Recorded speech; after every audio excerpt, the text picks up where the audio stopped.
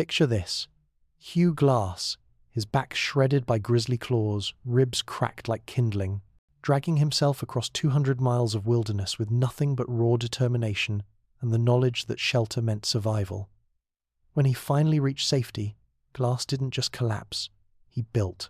With broken bones grinding against each other, he selected logs, notched corners, and raised walls because in 1823, in the heart of the Rocky Mountains, your cabin wasn't just your home, it was your lifeline. This is the story of how desperate men became master builders, how survival demanded nothing less than perfection, and how techniques born from necessity created structures that would outlast empires. Before we jump back in, tell us where you're tuning in from, and if these history tales fascinate you, make sure you're subscribed because tomorrow I've saved something extra special for you. Now, when European trappers first pushed into the Rockies in the 1700s, they encountered something that would revolutionize their understanding of wilderness survival: 10,000 years of indigenous shelter wisdom. The Mandan people along the Missouri River had been perfecting earth lodges that could withstand prairie tornadoes. The Crow Nation had developed portable structures that could be assembled in minutes yet withstand mountain storms. The Shoshone had mastered the art of reading landscape like a book, knowing exactly where to place a shelter for maximum protection and minimum effort. These weren't primitive huts. These were sophisticated engineering solutions developed over millennia by people whose lives depended on getting it right the first time, every time. When winter temperatures dropped to 40 below zero, when grizzly bears prowled your perimeter, and when hostile war parties might attack at dawn, there was no room for architectural experimentation. The first mountain men who survived learned to shut up and listen. They discovered that indigenous elders could walk through a forest and immediately identify which trees would make the strongest corner posts, which would resist rot, which would split cleanly for shingles. A Crow elder could touch a pine trunk and tell you if it had grown during wet years or dry, whether its heartwood was dense enough for load-bearing, whether insects had compromised its integrity. This knowledge transfer represented one of the most significant technological exchanges in American history. Indigenous peoples had spent centuries perfecting techniques that European building traditions couldn't match. While Old World construction relied on massive foundations, elaborate joinery, and armies of specialized craftsmen, wilderness building demanded speed, efficiency, and materials that literally grew on trees. The revolutionary moment came when free trappers realized that superior shelters meant controlling the best territories. Think about the economics. In 1823, beaver pelts hit $4 each, equivalent to about $80 today.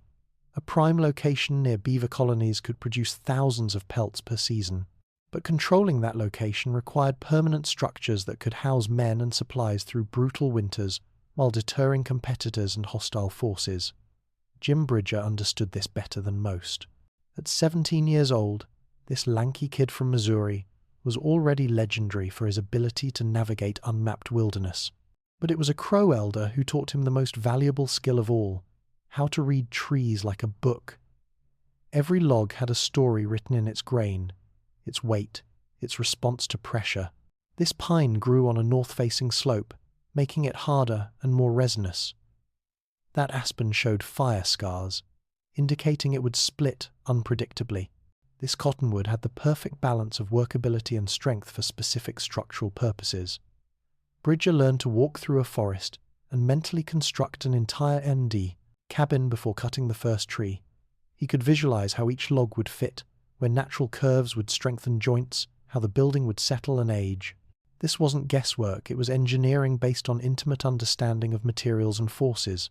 The economic explosion of 1823 changed everything. Suddenly, beaver pelts weren't just valuable, they were creating fortunes. The American Fur Company was paying trappers more money than most farmers saw in a decade. But this wealth was meaningless without the infrastructure to harvest, process, and protect it. Permanent shelters became profitable investments. A well-built cabin could serve as headquarters for trapping operations, storage for thousands of dollars worth of pelts, fortress against attacks, and winter refuge for valuable personnel.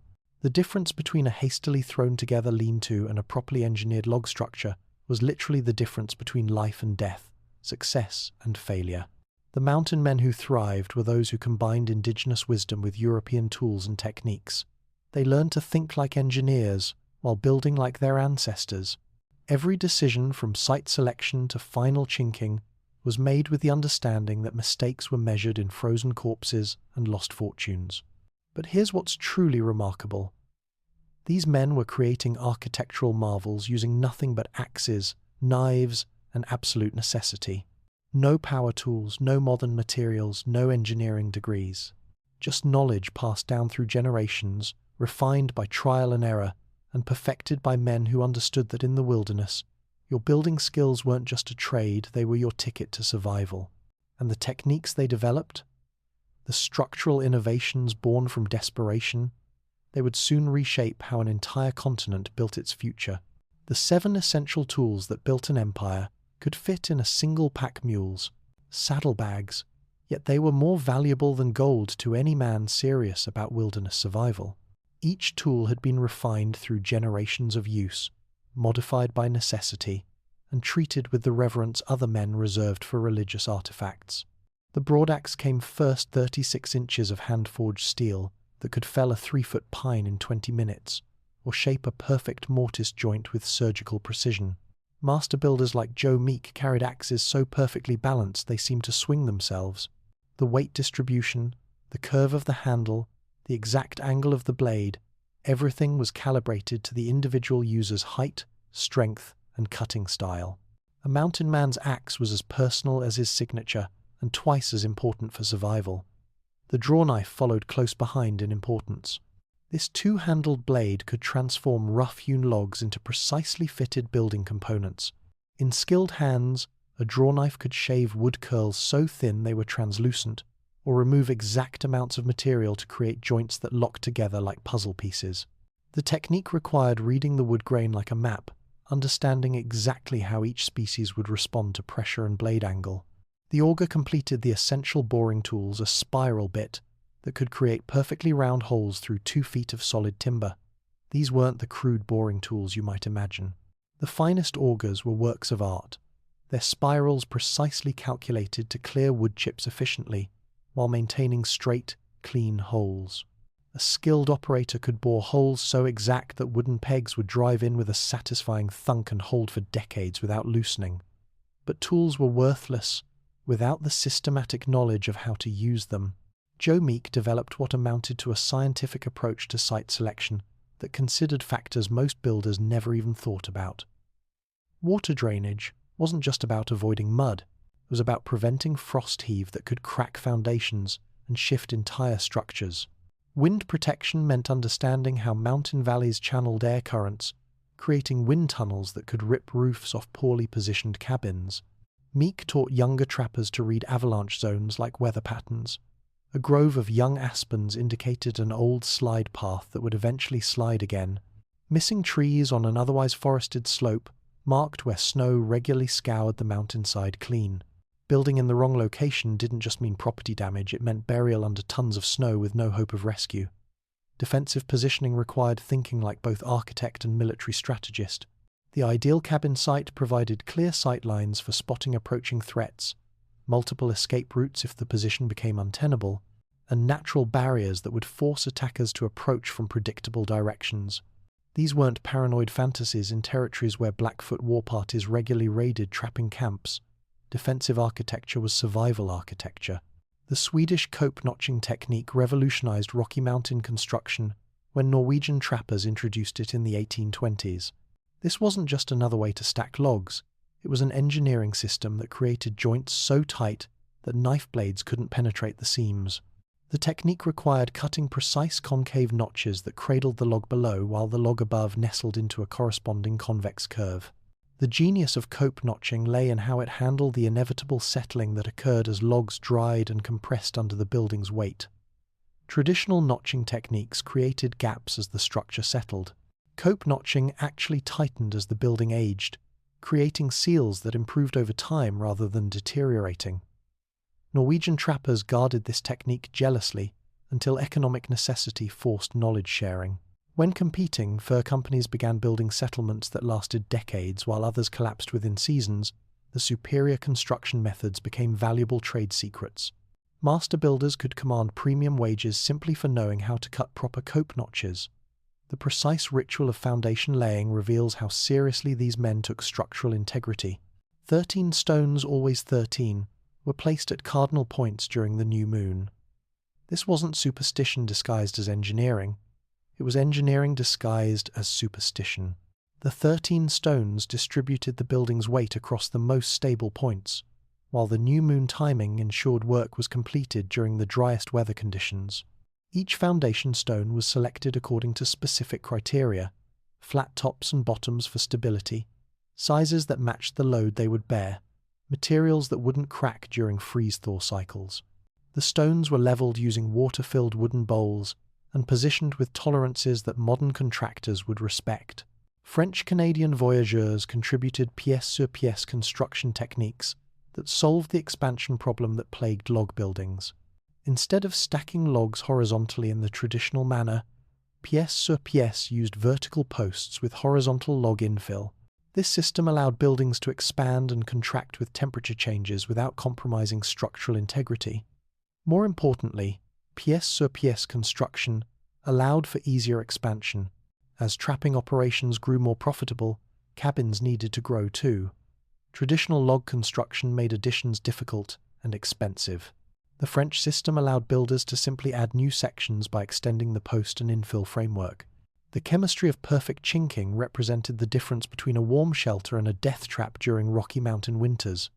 The mixture had to seal against wind and moisture while remaining flexible, enough to accommodate the building's seasonal movement. Too rigid, and temperature changes would crack the seal. Too soft, and weather would wash it away. The proven formula combined 3 primary ingredients: clay for binding, moss for flexibility, and buffalo hair for tensile strength. But the proportions and preparation methods were closely guarded secrets passed down through master-apprentice relationships. The clay had to be sourced from specific geological formations. The moss required harvesting at precise times when moisture content was optimal.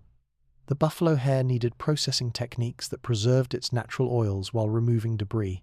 Women's wisdom proved crucial in perfecting weatherproofing techniques. Sacagawea's descendants, along with other indigenous women who married into trapping communities, possessed knowledge of natural sealants that European traditions couldn't match. The exact mixture of bear grease and pine pitch that waterproofed log ends represented centuries of experimental refinement. This waterproofing prevented the rot that destroyed most wooden structures within a few years. Applied correctly, it penetrated deep into the wood fiber while creating a surface barrier that shed water like duck feathers. The technique required heating the mixture to exact temperatures too hot, and it penetrated too deeply, losing surface protection; too cool, and it remained on the surface where weather could remove it. These weren't casual construction techniques, learned through trial and error. They were sophisticated, building systems developed by people whose lives depended on getting every detail right. The margin for error in wilderness construction was measured in degrees of frostbite and rates of structural failure that meant certain death. And when desperate circumstances demanded the impossible, these techniques would prove their worth in ways that still astound modern engineers. Picture Jedediah Smith's brigade, trapped in a box. Canyon, Blackfoot war parties closing in from 3 directions, and a blizzard that would drop 6 feet of snow in 72 hours. Smith's crew grabbed their axes and built a fortress while under siege, working in shifts through howling winds that froze exposed skin in minutes. This wasn't desperate improvisation, it was precision engineering executed under the most extreme conditions imaginable. The men worked in 3-hour shifts to prevent frostbite, each crew picking up exactly where the previous team left off. They had memorized the construction sequence so thoroughly that builders could work in complete darkness, identifying each log by touch and fitting joints by feel alone. The mathematical precision hidden within this apparent roughness would astound modern structural engineers. These men calculated roof pitches by eye that could shed 10-foot snow loads without collapsing. They understood intuitively that a roof angled at 38 degrees would shed snow efficiently while requiring minimum materials. Too steep, and wind would rip it apart. Too shallow, and accumulated snow would crush the structure. The walls were slanted inward exactly 2 degrees, an angle so subtle it was invisible to casual observation, but crucial for stability. This inward lean created a compression effect that strengthened the entire structure as loads increased. As snow accumulated on the roof, instead of pushing walls outward and causing collapse, the weight was directed downward through the slightly angled walls into the foundation stones. Kit Carson revolutionized storage with his cantilevered cache design that kept valuable furs dry and rodent-free through entire seasons.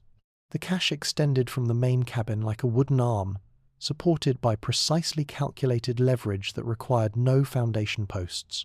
This meant the storage area was completely isolated from ground moisture and burrowing animals.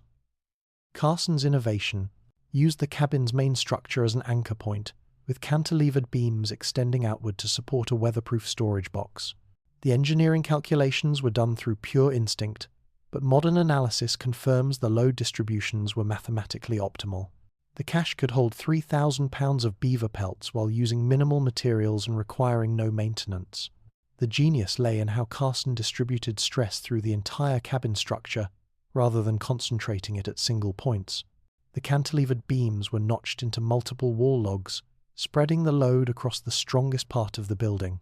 The storage box itself was designed to become stronger as it was loaded, with weight compression actually tightening the joints. Russian fireplace design represented thermal engineering that used 1/10 the wood of conventional hearths while producing superior heat. These weren't the massive stone fireplaces of eastern settlements that consumed entire forests.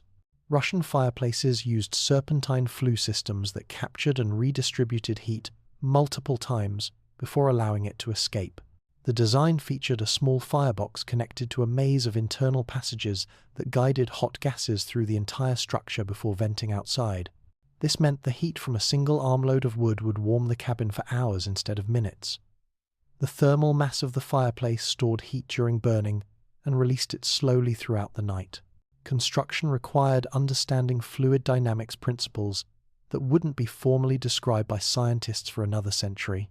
The internal passages had to be sized precisely to create proper draft while maximizing heat transfer. Too large, and heat would escape too quickly. Too small, and smoke would back up into the living space. Mountain men solved the expansion problem with sliding corner joints that prevented buckling as logs dried and contracted. Traditional notching created rigid connections that fought against natural wood movement. As logs lost moisture and shrank, rigid joints would either crack the wood or create gaps that compromised structural integrity. The sliding joint system allowed each log to move independently while maintaining structural connection. The joints were cut with slight tapers that accommodated shrinkage while actually tightening the overall structure. As logs contracted, the tapered joints pulled together more tightly, creating seals that improved with age. This required understanding wood behavior at a molecular level without knowing the science behind it. Different species shrank at different rates and in different directions. Pine behaved differently than aspen, which moved differently than cottonwood. Master builders learned to mix species strategically, using their different expansion rates to create self-tightening structures. The acoustic engineering that prevented snow avalanches represents some of the most sophisticated wilderness technology ever developed. Specific log arrangements dampened vibrations that could trigger slides on unstable slopes. The cabins were designed to absorb and dissipate sound waves rather than reflecting them back into the mountainside. This meant understanding how different log sizes and spacing patterns affected resonant frequencies. Large logs placed at specific intervals created vibration patterns that cancelled dangerous harmonics. The walls became giant tuning forks calibrated to neutralize the exact frequencies that triggered avalanches. Emergency repair techniques, when bears or storms damaged crucial structural elements, required engineering solutions that could be implemented with minimal tools and materials. A grizzly could destroy months of work in minutes, clawing through walls and roof structures with devastating effectiveness. Storm damage could compromise structural integrity in ways that threatened the entire building. Master builders developed repair systems that could restore full structural strength using salvage materials and field-expedient techniques. Broken logs could be spliced using wooden sleeves and rawhide bindings that were actually stronger than the original timber. Damaged joints could be reinforced with wooden wedges and natural adhesives that created permanent repairs. The load-bearing calculations done through pure instinct that modern engineers verify as mathematically optimal represent the pinnacle of intuitive engineering. These men could look at a damaged structure and immediately visualize stress patterns, load paths, and failure points. They understood intuitively how forces moved through wooden frameworks and how to redirect those forces to prevent collapse. Computer analysis of surviving Mountain Man structures reveals stress distributions that match theoretical optimums calculated using advanced engineering software. The builders achieved, through experience and intuition, what modern engineers accomplish with complex mathematics and sophisticated modeling programs. When Hugh Glass finally recovered from his grisly mauling, he built structures that incorporated every lesson learned from indigenous teachers, Norwegian innovators, and French craftsmen. His cabins became legendary among trappers for their durability and efficiency. Men would travel hundreds of miles just to study his construction techniques. But Glass and his contemporaries were about to face their ultimate test when the California gold rush would demand that their wilderness building expertise suddenly construct entire civilizations. The 1849 California gold rush transformed Mountain Man construction techniques from wilderness survival skills into the foundation of American expansion. When news of gold at Sutter's Mill reached the East Coast, thousands of fortune seekers poured into territories where only trappers and indigenous peoples had lived. Suddenly, the building techniques that had sheltered a few hundred hardy souls needed to house entire cities. Men like Kit Carson and Jim Bridger found themselves in unprecedented demand as construction consultants. Towns like Sacramento and Stockton rose from empty valleys in months, built using log construction methods perfected in Rocky Mountain winters. The speed and efficiency of Mountain Man building techniques proved perfectly suited to boomtown construction, where time literally meant gold. The economic impact was staggering. A carpenter who understood proper notching techniques could command wages of $20 per day, equivalent to over $600 today.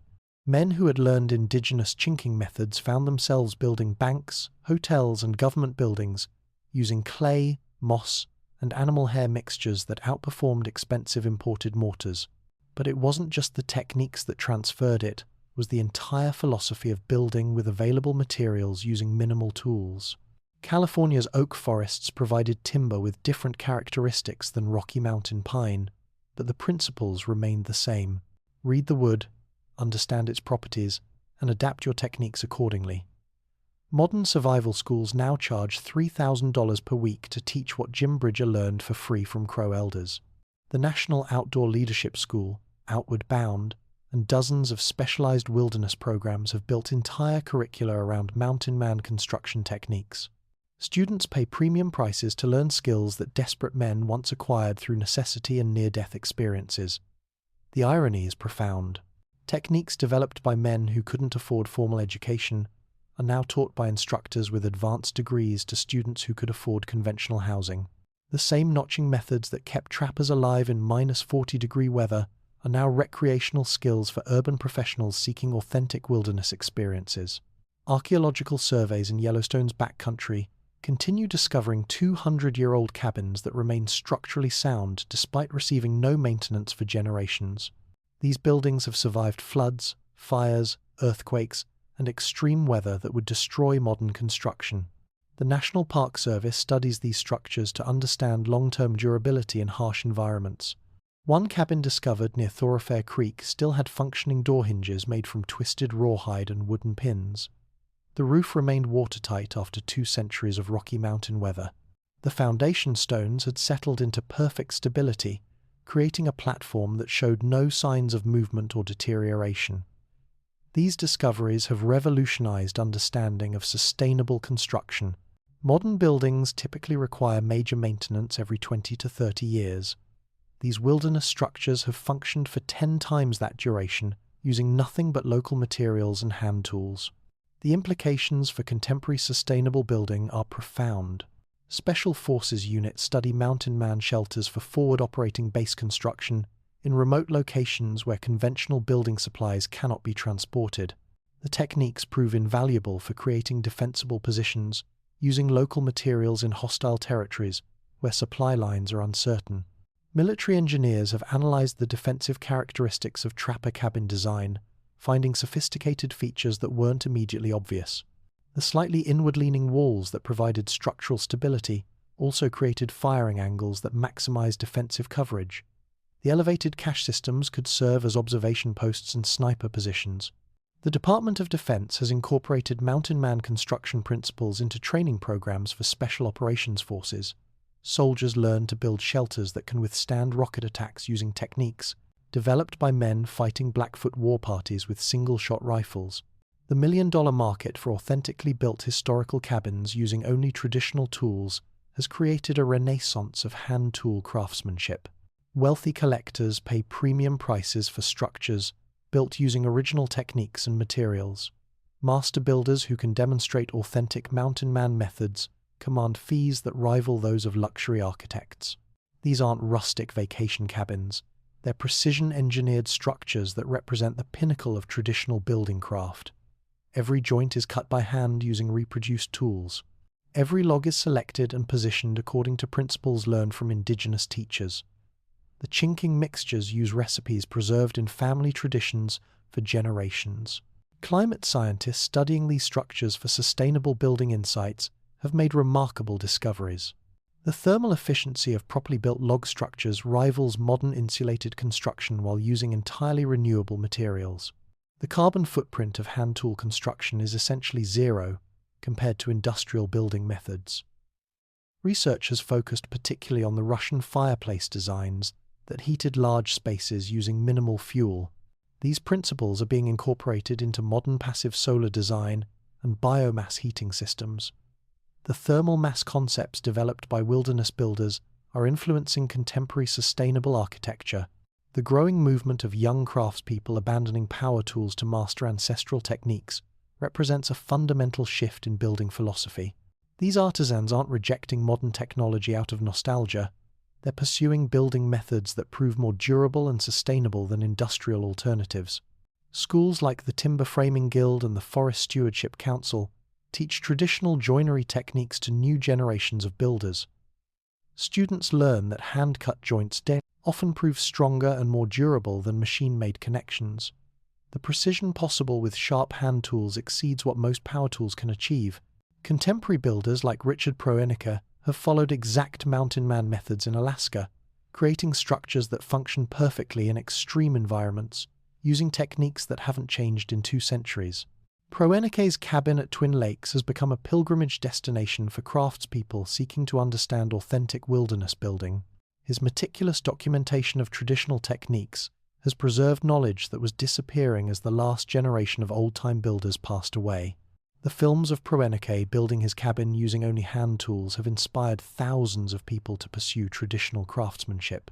The unbroken chain from indigenous teachers through mountain men to today's wilderness architects proves that some wisdom never grows obsolete. The same principles that kept Hugh Glass alive after his grisly encounter continue guiding builders who understand that the best technology often involves the simplest tools used with the deepest knowledge. In a world increasingly dependent on complex systems and industrial materials, the Mountain Man tradition offers something profound: the knowledge that human hands guided by accumulated wisdom can create structures that outlast empires. These techniques survived because they worked not just for a season or a decade, but for centuries.